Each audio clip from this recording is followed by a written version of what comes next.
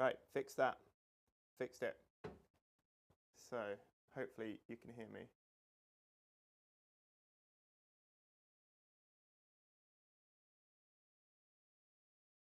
There we go. So hopefully you can hear me now. Let me know. Let's see. Technology is not my friend.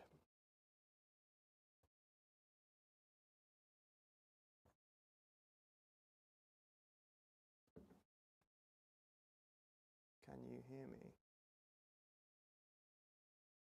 Yes. Okay, sweet. So yeah, the fox was my favorite one that I photographed because I just couldn't get it, essentially. The fox basically completely evaded me the entire time. We stumbled across the fox cubs but out playing, saw them, took one quick shot, which I think is on my Instagram, and then that just led me to stay for weeks and weeks and weeks. And I ended up buying a hide. I went over techniques for like luring foxes to the area. So I put bait out, that didn't work. They came up, sniffed it, ran away. I tried everything, and I do have a bit of a soft spot for foxes anyway, but it just completely, I couldn't get it. So that was definitely my favorite one, even though I didn't really get the shot that I wanted, if that makes sense.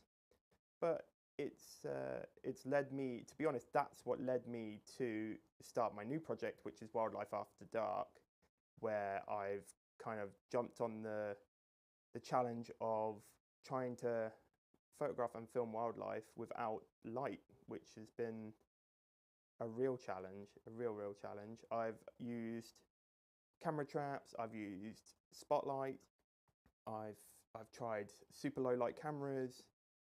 So I got quite a bit of kind of experience by dropping myself in at the deep end, trying to film badgers after dark. And I've got some results to show you, which I'll show you in a second. But let's talk about where I am today. So today I am at one of my local nature reserves. I'm in the Woodland hide, which was actually one of my favourite hides. However, I haven't been here much this year because this particular nature reserve has been bombarded by mosquitoes, and it's kind of been left to just go completely wild, essentially. But the mosquitoes have been an absolute nightmare.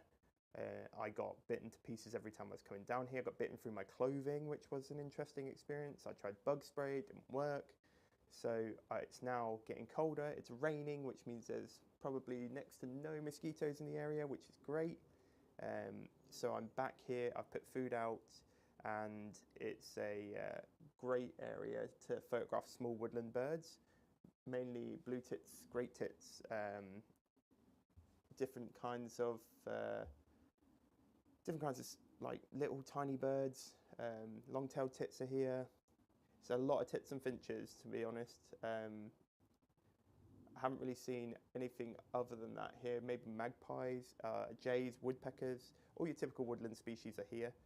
And it's just a case of waiting for them. It hasn't been very well used this year. So the feeders, I think this is the first time I filled them up for a long time. Hopefully that will start bringing stuff back to the area. But there's a particular favourite spot of mine, which is, I'm just going to focus on it now so you can see it. So this this broken tree stump that's here, I get a few shots from on top of that there, and I managed to get some yesterday, which I'll show you, which were really good for getting practice with capturing birds in flight and learning the settings for birds in flight. And I've actually found the best settings I find is to use a higher aperture, so something like 7.1 f8. You can go to f11 if you've got the light for it, and then your shutter speed you want to be up in the 1000+ mark. That's going to enable you to freeze those feathers. Even at 1000 though, you still get some motion blur with some birds. It depends on how fast the bird is that you're photographing. So I use 1000. Yesterday I was using 1600. Let's see if I can bring those up. Also, I spotted a, let's go through the photos. There you go, a great white egret, which is what I spotted on the way in. Really cool to see those. There's actually 3 I counted yesterday at this reserve, which is amazing considering how few there are in the country. Of course, you've got the grey squirrel from yesterday. I was obsessed with this magpie. Let me bring the settings up so you can see those. So you can see I'm at 1 to 50 even when it's sitting still. I tried for ages to get that magpie in flight, and this shot here is the closest I got. So it's not always a success story, which is important, I think, because that's something that I really obsessed with when I started my YouTube channel, is being the best and having that perfect shot every time, and it just doesn't happen like that. You can see I underexposed some of these to keep that white in those feathers and the plumage at the front. Let's go back for more. There is one good flight shot. The squirrels were jumping through the trees here and I completely missed that. Nice. Dragon or damselfly, I'm really terrible at these, so if you actually know what that is, that'd be really great for you to let me know. I have no idea what it is. I assume some kind of chaser. But yeah, it's here we go. So this is the shot I like. So you can see the shutter speed here is 1/1600th, 1/1600th of a second. So it's super quick. You can see how you've got the feathers completely in there, and it had just taken off. It's exactly that spot where I was just showing you a second ago. It's that moment where you get those arcs, and with birds' wings, I like them down and forward rather than tucked at the side, because you can get that, looks like a bullet. So I like that real kind of arched wings where all the feathers are out so you can see all the plumage. I think I just lost you for a second there, so that's okay. So yeah, back to this spot. So that there is the spot where that photo yesterday was taken. I don't quite have the light to do that today, which is a bit of a shame, but it's not horrific, which is good.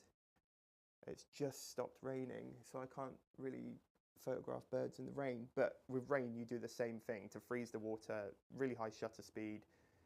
You can sort of do a shallower depth of field if you're photographing rain, just because then it falls around your subject. It will blur behind your subject, it will blur in front of your subject, which is really nice. Just keep an eye out for stuff out here. Nothing so far. So yeah, it's a good little reserve, this. It's not got any kind of spectacular species that I'm aware of. It has your typical foxes, badgers, lots of muntjac deer.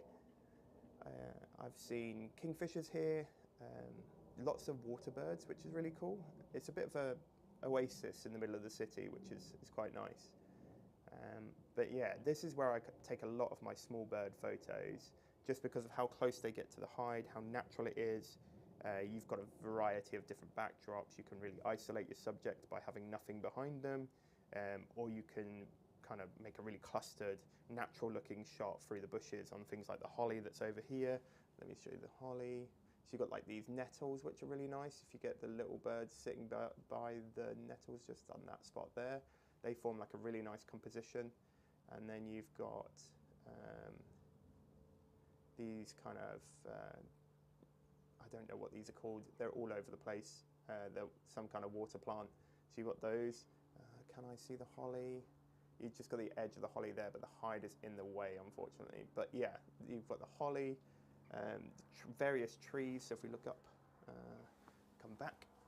So you have various trees for the woodpeckers, tree creepers, that kind of thing.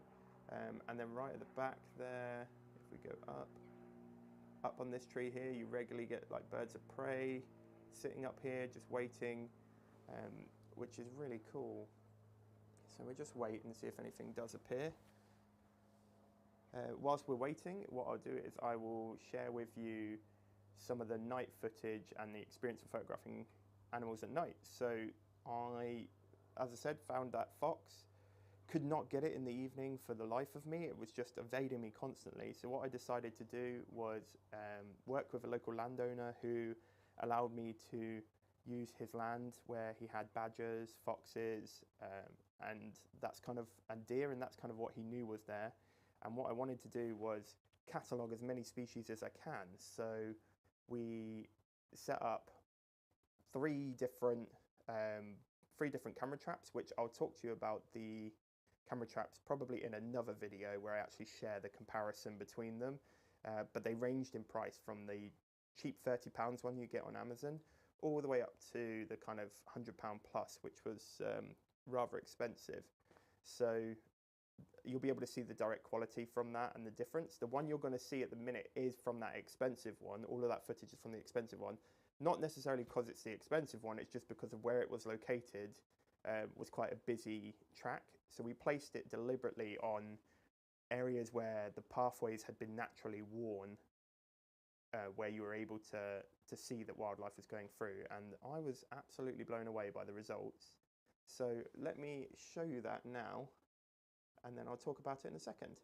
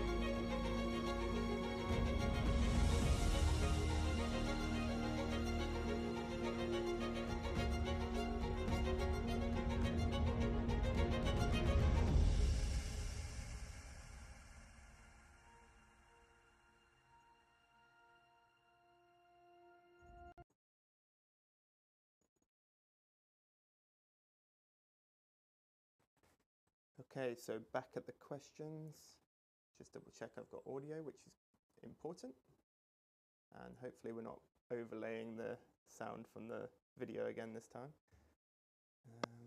Does it work? Okay, so questions. So what is my favorite and least favorite piece of equipment that I've purchased this year? So I purchased 2 cameras this year, which I'm actually using at the minute, which are the A7S III and the FX30. Was the FX30 last year? No, it was this year. So I picked up the FX30, and to be honest, value for money wise, I think that's my favorite purchase. It's just a mind-blowingly capable machine. The footage I was able to get with it, the fact that it's cropped, which, like, for wildlife, everyone goes on about full frame this and full frame that. For wildlife, you want a cropped sensor to give you that extra reach. Unless you're planning to blow these images up to kind of like billboard size, a crop sensor is absolutely fine. You're very likely going to be photographing things that are far away, so the crop sensor comes in real handy. And if you haven't seen it yet, the beta video I did, the FX30 is the only way I would have seen those because of how far they were away. They were 500 meters away. I had the 600mm lens on. Like, I was pushing a camera to be as kind of capable as it was to capture that. So the FX30 is definitely my favorite. My least favorite piece of equipment that I purchased, I'm not actually sure. Least favorite piece of equipment.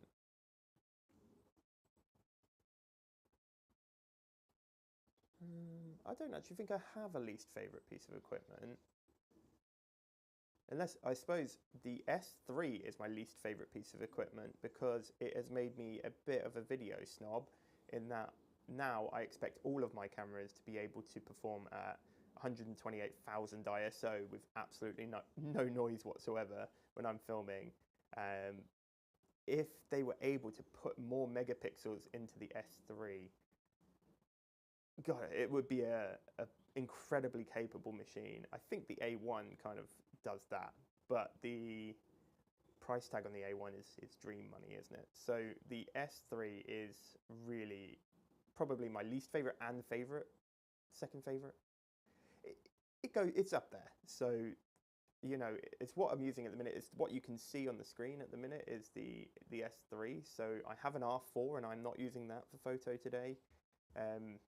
Because if you look at the amount, now this is a 128 gigabyte memory card that's in this, and it gets something like 6,000 shots at 12 megapixels, which if you're just traveling around taking shots that you're going to put on Facebook, Instagram, that kind of thing, you really don't need a gazillion megapixels. So 12 is fine. What that extra megapixel count will do is allow you to crop in. So there's an argument to be said for having more megapixels and being able to crop further into your image and still have really good resolution. But to be honest, as long as you're kind of competent with your settings, 12 megapixels is more than enough. So yeah, I think that's probably my least favorite. So if there's any other questions you have about wildlife photography, filmmaking, let me know. Other than that, what I'm going to do now is switch to this camera and actually try and get some shots, because I've seen that the blue tits have just arrived. There's a great tit just here now, so I'm going to move around a bit and see if I can get it. They're landing right next to the tree, which is really frustrating because I'm not going to be able to see it, I don't think. So they are landing here. So if we do that, there we should see them. What I might do is shut this down so they can't really see me.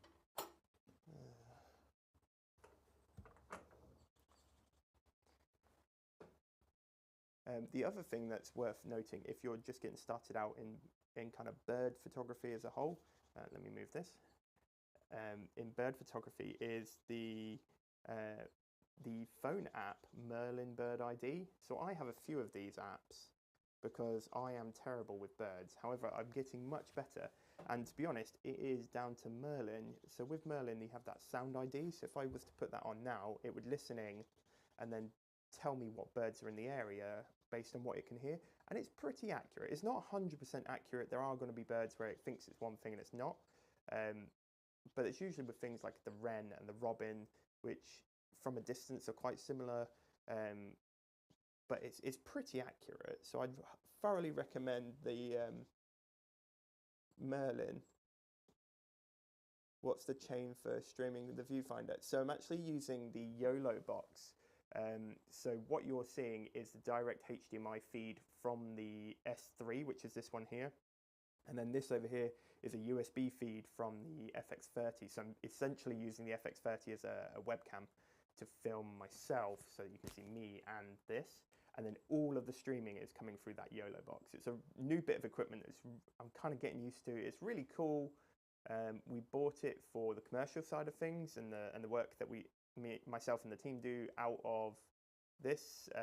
We don't do wildlife all the time, so the YOLO box is kind of a really flexible piece of equipment. But what I would like to do is to regularly stream wildlife content onto YouTube, maybe once, twice a month, and give you those shots like I was talking about earlier, where you're not able to see them because they don't make a story normally. We go on a few trips. We've got another trip coming up soon, where I'll film a bunch of stuff and I'll probably only use about 10 minutes of footage. So all of that footage that you don't normally get to see, I'd like to deliver through the live broadcast format, which is kind of what we're doing now.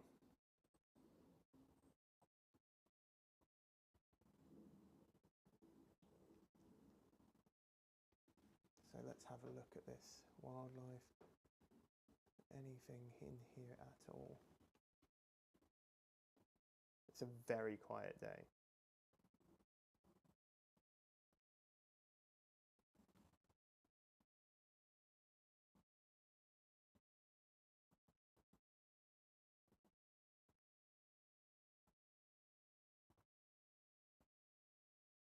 So any other questions, drop them into the comments and let me know what you'd like to know. If you have any questions about kit, settings, general chit-chat questions, just anything.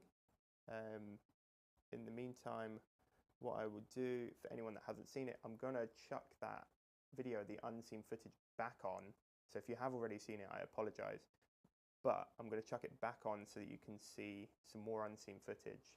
And then hopefully that will all make sense as to what the purpose of these lives is going to be. So that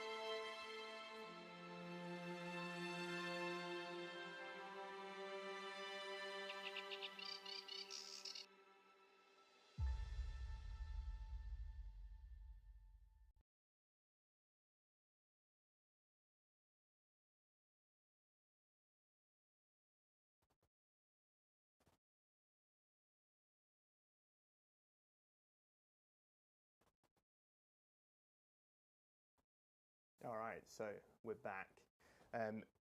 There is absolutely no wildlife. So what I think I'm going to do is talk you through some of the challenges I had with filming the nighttime stuff. So the process we went through, one particular night I was out in this field until 2, 3 a.m.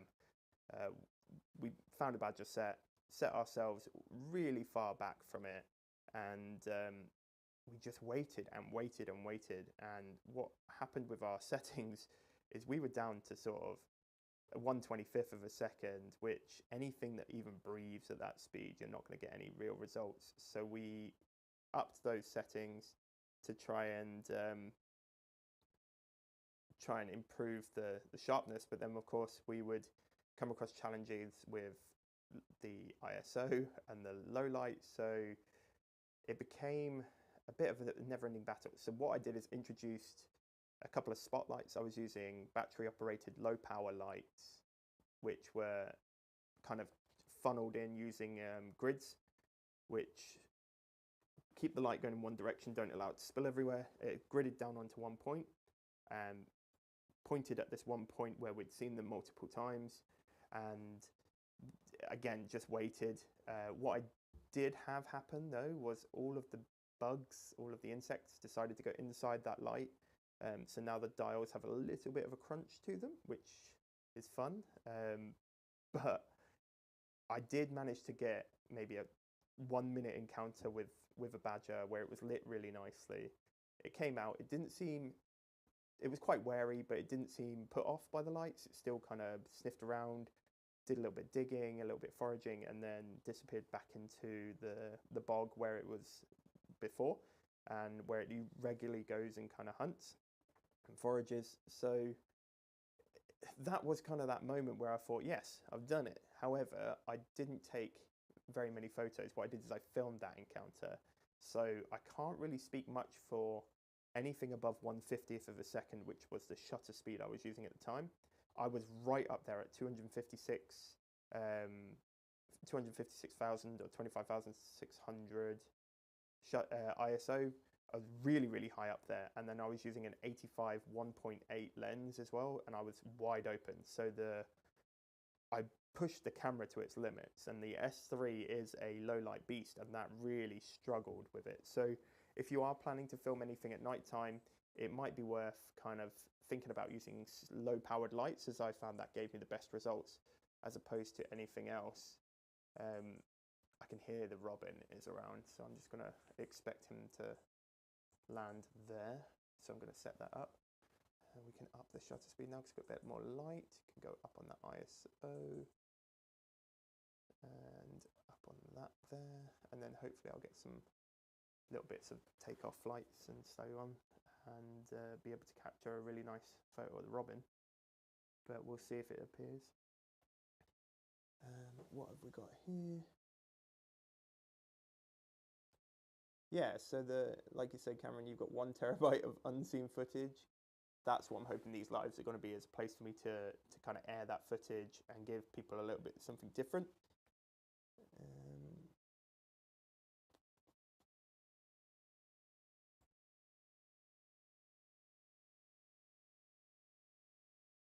I'm going to go quiet for a bit and see if I can get the robin to appear.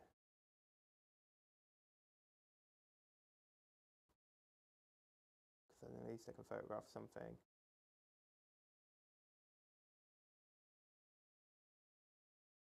Essentially, this is the shot that I'm after with the robin. So this is one I took yesterday. This is what I'm after with that robin. Hopefully it'll appear.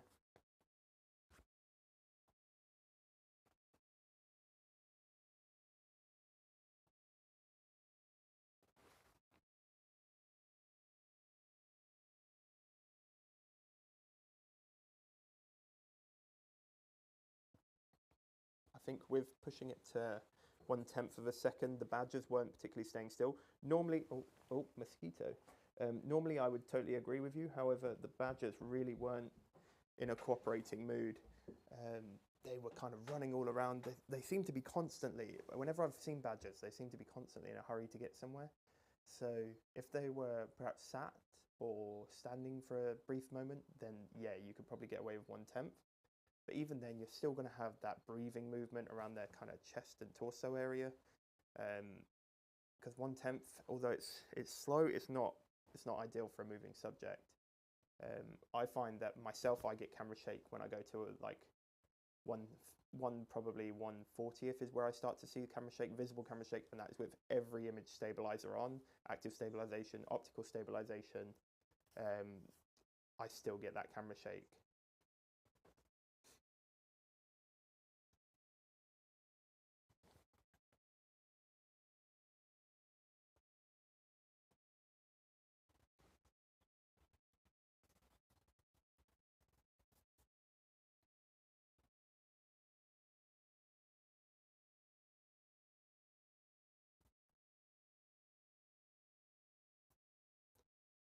What I'll do whilst we're waiting for this to arrive is I will pop the, let me pop the nighttime footage back on and you can have a quick watch of that. What my favorite thing about that nighttime footage is actually, although there's some like badgers, there's deer in there, I'm not 100% sure what the deer is that you just see its legs. It could be fallow, it could be roe. I've seen Chinese water deer there as well, so be my guest if you want to have a go.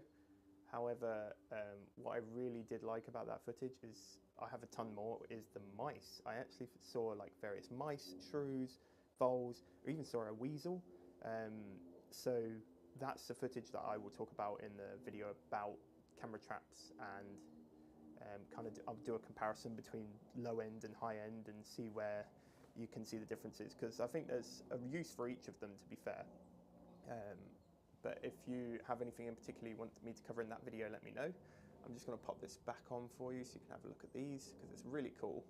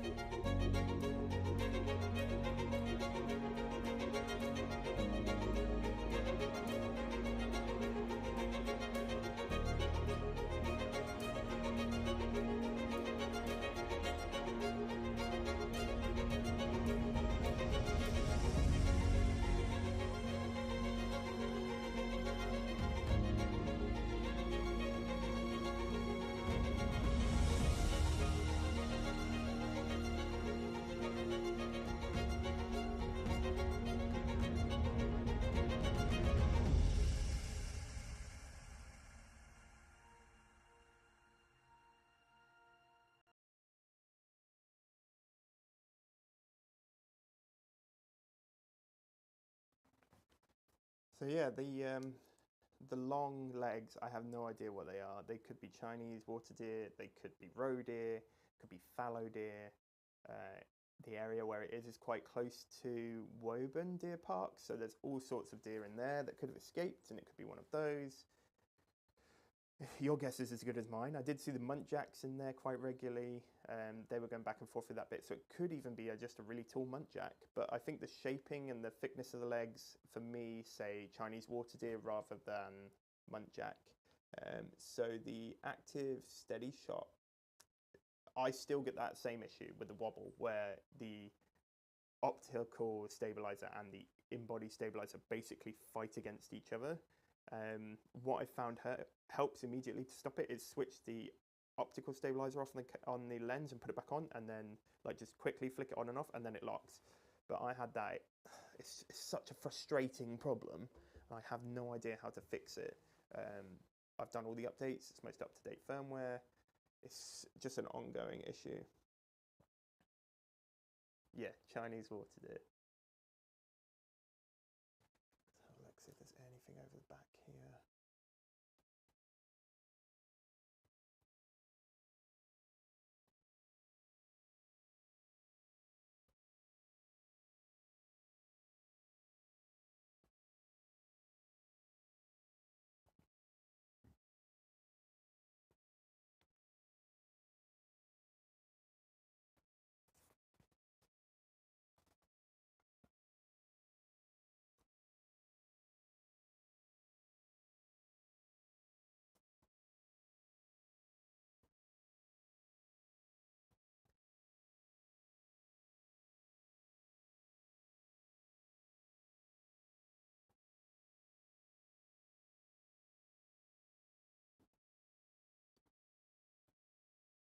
There is no wildlife today, none at all. I can hear it all, they're just not hungry. So I will sit here a little bit longer. I've been here, not really sure how long I've been here. Doesn't tell me. We've been broadcasting for 46 minutes, so I've probably been here an hour, still not seen anything of significance anyway. So it won't hurt to be a little bit longer. I really hope there's bank voles here which will come out for me. So the bank voles live down here. So if I watch this patch for a little bit, they might come out because they don't care about the talking or anything like that. So hopefully they come out, and I'll just keep that on there for a second. But with bank voles, you definitely don't need as fast of a shutter speed, so I can afford to drop this ISO back down to 6400, a reasonable number. I can even zoom in a little bit. So you can see I've put some peanuts up there just to bring them out. These ones are quite used to people. They live underneath the hide, so they're regularly getting disturbed, and they're not particularly bothered by it. So they're actually a really easy set of bank voles to photograph if they appear. So it's a case of waiting for them to appear.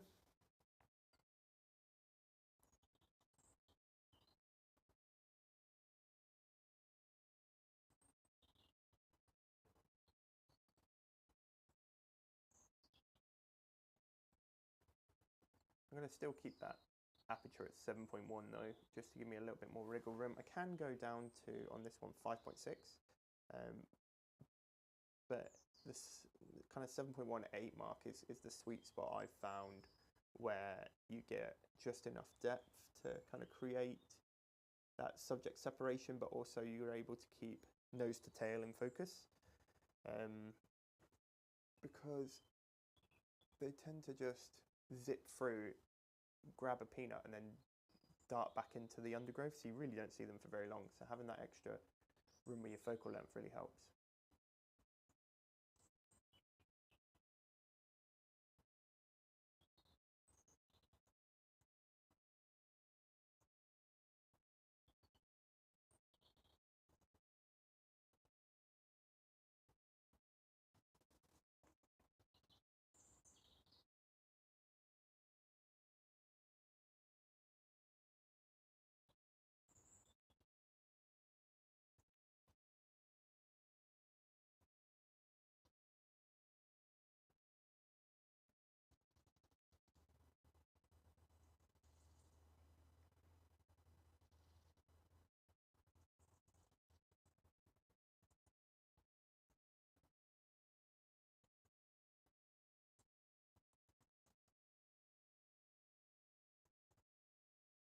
what I might do is I might actually move over to the lake side now the rain's stopped and see what species I can see there. What I'll probably do is just leave because I'm going to have to pick the kit up and move. I might just leave the unseen footage video just looping for a couple of minutes just whilst I get set up in there, and as soon as I'm set up I'll resume, and probably be about 2-3 minutes. So if you wanted to grab a drink or anything, now's the time, because I am going to move locations so we can start seeing some actual wildlife, and definitely the grey egrets which are over there at the moment. So let's go and try that. Right, I'm going to pop this on and then pack everything up. It'll probably play for about 3 times, maybe by the time I've got there, maybe 4. I'm hoping not too many, but we'll see.